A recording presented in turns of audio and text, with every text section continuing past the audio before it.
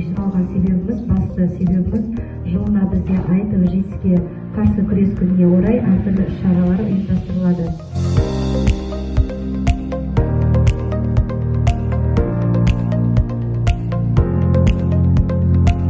Жай ғана күн емес, бүгін 1 желтоқсан дүниежүзілік ЖИСке қарсы күні.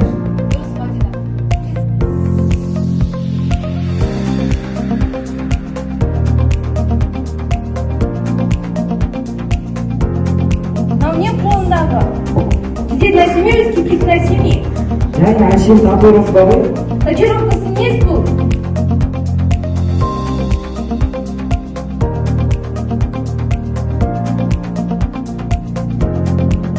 Біз осындай қауіпті жағдайлар алдын алуға болады. Ахмет апай.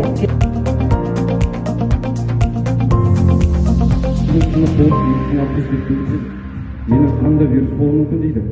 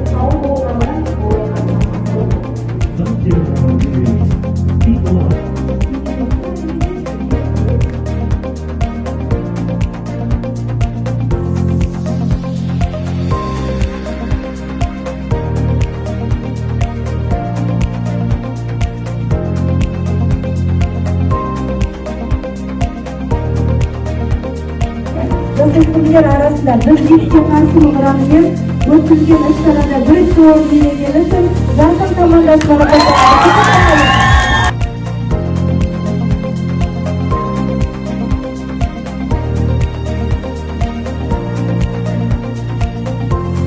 Және де біздер бүкіл қалалық, аудандық, райондық поликлиникалармен совместно жұмыс жасаймыз.